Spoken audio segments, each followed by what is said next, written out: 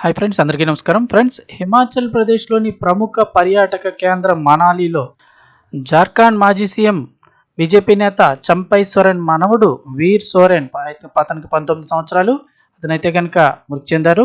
స్నేహితులతో కలిసి విహారయాత్రకు వెళ్లిన ఆయన అనుమానాస్పద స్థితిలో ప్రాణాలు కోల్పోవడం ఇప్పుడు సంచలనం రేపుతోంది.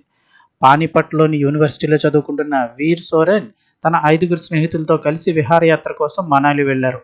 అక్కడ సిమ్సా ప్రాంతంలోని ఒక హోమ్ స్టేలో వీరు బస చేశారు. ఫిబ్రవరి 23 రాత్రి వీర్ సోరెన్ తీవ్రమైన తలనొప్పితో బాధపడ్డారు. స్నేహితులు ఆన్లైన్లో మందులు ఆర్డర్ చేసి ఇవ్వగా అవి వేసుకొని ఆయన నిద్రపోయారు. మరుసటి రోజు మధ్యాహ్నం 2 గంటల సమయంలో గదిలో ఏదో పడిపోయిన శబ్దం రావడంతో స్నేహితులు వెళ్లి చూడగా వీర్ సోరెన్ మంచం పక్కన కింద పడి ఉన్నాడు. నోటి నుంచి నొరగలు వస్తుండడాన్ని గమనించిన స్నేహితులు వెంటనే అతన్ని మనాలి సివిల్ ఆసుపత్రికి తరలించారు. ఆసుపత్రిలో వైద్యులు సిపిఆర్ చేసి కాపాడడానికి ప్రయత్నించినప్పటికీ కూడా ఫలితం లేకపోయింది అంటున్నారు. అప్పటికే ఆయన మరణించినట్లు వైద్యులైతే ధృవీకరించారు. అతని వయసు 19 సంవత్సరాలు. జార్ఖండ్ మాజీ ముఖ్యమంత్రి చంపై మనుమడు వీర్ సోరెన్.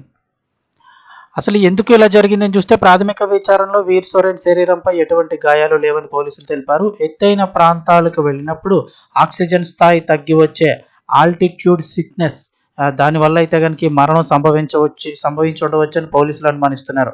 అయితే తమకు ఎవరిపైన అనుమానం లేదని కుటుంబ సభ్యులు తెలపడంతో భౌతిక గాయాన్ని వారికి అప్పగించారు. జార్ఖండ్ ముఖ్యమంత్రి హేమంత్ సోరెన్ ఈ ఘటనపై తీవ్ర దిగ్భ్రాంతి వ్యక్తం చేశారు. చంపై సోరెన్ కుటుంబానికి భగవంతుడు ధైర్యాన్ని ప్రసాదించాలని కోరుతూ ట్విట్టర్ వేదికగా సంతాపం తెలిపారు. అదేవిధంగా హిమాచల్ ప్రదేశ్ సీఎం సుఖ్వీందర్ సింగ్ సుఖు కూడా వీర్ సోరెన్ మృతి పట్ల విచారాన్ని వ్యక్తం చేశారు.